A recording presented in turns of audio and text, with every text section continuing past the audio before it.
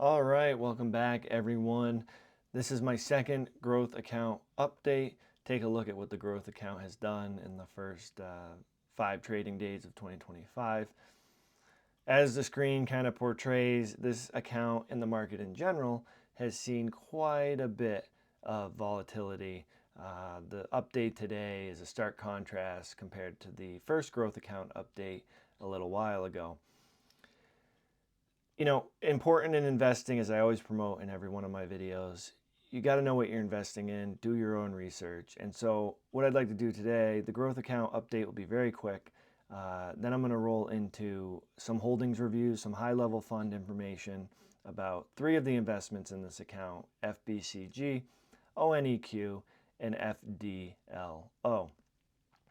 As we stated in the first video, the goal of this fund in 2025 is to make $3,697 with our original $10,000 investment. And as always, this is not financial advice. I am not a financial advisor, and this video is really for entertainment purposes only. I always promote doing your own research. This is a discussion of my financial journey and my strategy, but everyone has to come up with their own and what works for their financial situation and their financial goals.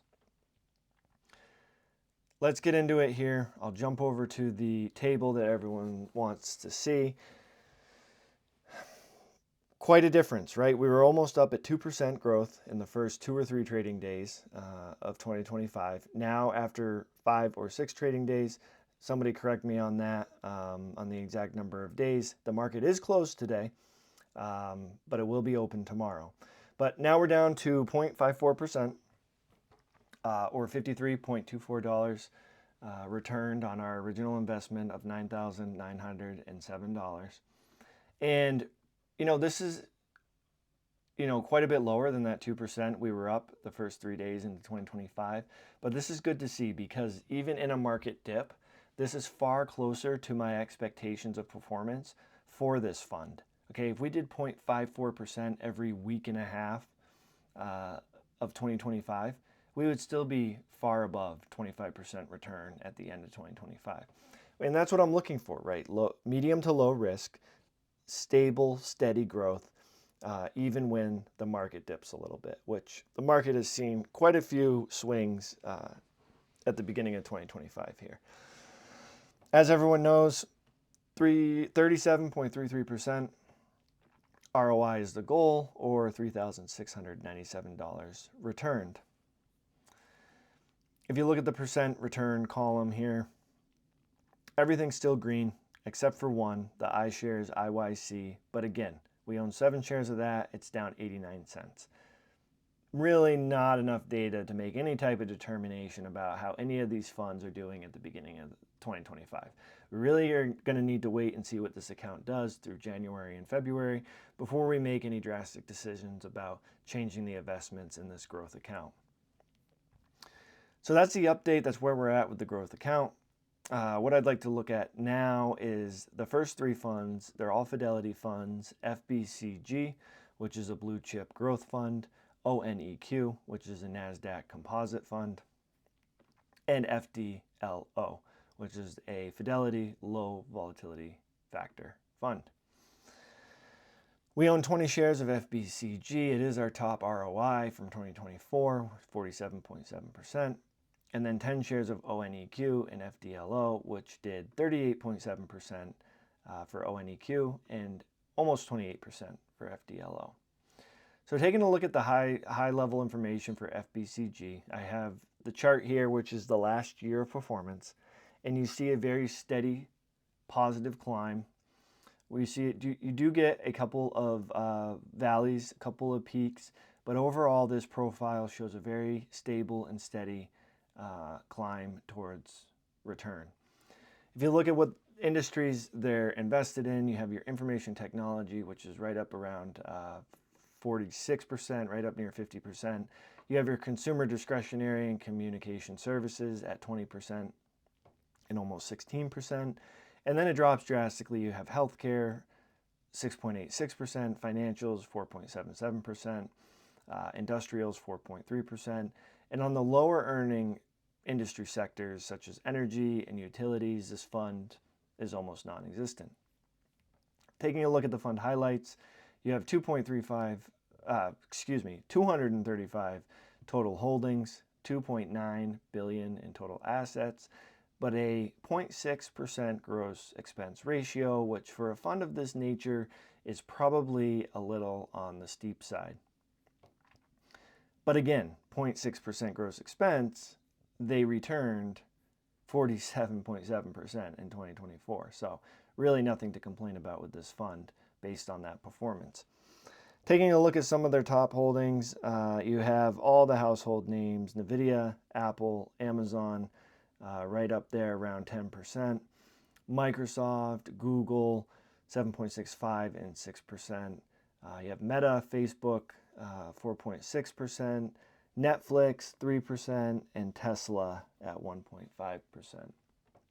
So really this fund is heavily invested in many of the large companies and corporations that drive the direction of the overall market, or a large portion of the overall market, which is good for growth. That's how they achieve that high 47.7% ROI.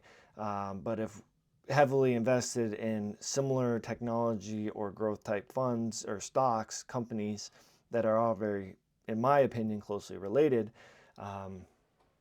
and also often competing with each other, if that sector were to see a dip in 2025, it could expose, undesired risk to my account.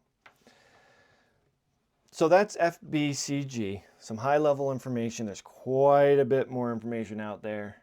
You can read the prospectus. You can look at more detailed holding reviews. It's all out there for everybody to take a look at. ONEQ is very similar in makeup. Again, you see the last year performance on the chart. Same type of steady profile. You do have some dips, you have some peaks. But again, ONEQ, 50% information technology. Consumer discretionary, 15%. Communication services, 15%. Okay, we come up here to FBCG. Information technology, consumer discretionary, and communication services. Very similar holdings as ONEQ. They're also in healthcare and financials. Healthcare, 6%. Financials, 3.8%. They do have a little bit more in real estate, utilities, and energy. If you look at FBCG, that's all under 0.5%. Utilities at 0%. ONEQ being a little bit more reserved of a fund, in my opinion. Real estate 0.84%, utilities, energy. So utilities are at 0.8% and energy they're at 0.6%. Historically, those sectors of the industry, sectors of the market have seen stable but less gains in magnitude. Looking at the fund highlights, 883 total holdings compared to the 235 for FBCG. 7.5 billion total assets, one of the larger funds compared to the 2.9 billion of FBCG. And then a third of the gross expense ratio at 0.21%. However, so it's a cheaper fund to have. However, they have many of the same holdings, right? Apple, top holding, right around 11.5%. Nvidia, Microsoft, right at 10%. Amazon, Meta, Tesla. Tesla's at 4% compared to the 1.5% of FBCG. But ONEQ, Google, they do have Costco, 1.3%, but all the same type of companies in a very similar makeup on some of their larger holdings of all of their net assets. So ONEQ, right, and FBCG, very similar in composition. ONEQ is quite a bit larger as far as the size of the fund, but it returned 38.7%, right? 0.21% gross expense ratio. FBCG, on the other hand, returned 47.7%, but it has that 0.6% gross expense ratio. So, I think any one of these funds could be a top runner in 2025. Obviously, one is a little bit more expensive to be invested in. But if that one returns a higher yield, then it might be worth it. So we'll have to monitor these two funds as we move throughout 2025. FDLO, one of the funds that is a little bit different to the first two that we covered. Similar profile, a little bit more drastic in 2024 as far as the swing to the positive. But then it's also in more of a dip here at the beginning of 2025, headed towards the negative side of things. So information technology, instead of 50%, it's right around 31% for FDLO. The glaring difference here is financials and healthcare, in my opinion. Financials is at 12%, healthcare is at 10%. If you look at these other two funds, healthcare and financials were right around 5 and 4% for ONEQ, and 7 and 5% for FBCG.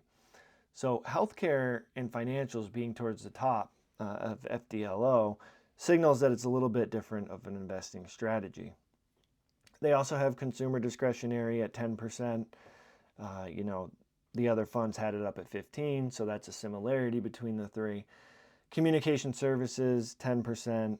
But then they have, energy to 3.8%, utilities 2.3%. So they're quite a bit more heavily invested in some of the market sectors that have seen more stable but limited in magnitude growth historically.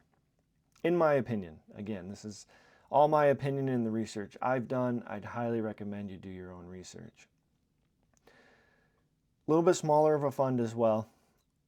127 total holdings, 1.3 billion in total assets, but a 0.16% gross expense ratio, which is the lowest gross expense ratio of the three funds that I've covered today. Holdings, a little bit different on the makeup of the holdings. I'd say the first five, right? Apple, Microsoft, both around 7 or 8%. Google, Amazon, right around that 4 or 5% mark. But then you get into like companies like Berkshire Hathaway at 2%, JP Morgan, 2%, Cisco, 1.84%, Oracle, 1.8%, IBM, 1.7%.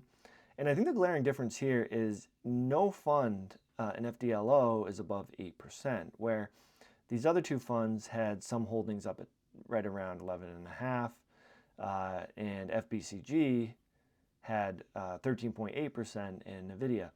Now, having some of those higher allocations and some of those market front runners is how those two funds were able to produce such large returns. If you look at FDLO up here on my table, it only did 27.9%. But again, it all depends on what happens in 2025. If you look at FBCG and NVIDIA and Apple don't do as well in 2025, but down here under FDLO, a company like JP Morgan or Berkshire does better or does better than they did in 2024, you could see FDLO produce a higher return with that lower expense ratio. Again, those are three funds. I'm going to continue to go over funds as I do growth account updates. But the big thing here that I always promote in my videos is diversity in your account holdings, right? I have many funds here. I feel like I'm well diversified for my medium to low risk strategy, my stability strategy. But then you also get diversity in the funds themselves and what they're trading in, what their holdings are. And then you can also work in diversity in the number of shares that you hold of each and how much is invested. So I like to work all this diversity in. So if any particular stock or any particular sector were to see a really bad downturn in 2025, it doesn't adversely affect a large percentage of my overall portfolio, of my overall account, and we're still able to return a healthy ROI in 2025. So that's the account update. Went over a couple of funds. I'll continue to do that. If you found any of this information valuable, entertaining, interesting, like below, really helps me out, helps me, so I'm able to continue to provide this content. Subscribe so you're notified of new account updates and new information I'm going to put out there. And we're going to see how this growth account does in 2025. I'm going to continue to provide updates, and hopefully we can hit that 37.33% goal for this $10,000 account. As always, thanks for watching, everybody, and I will catch you on the next one.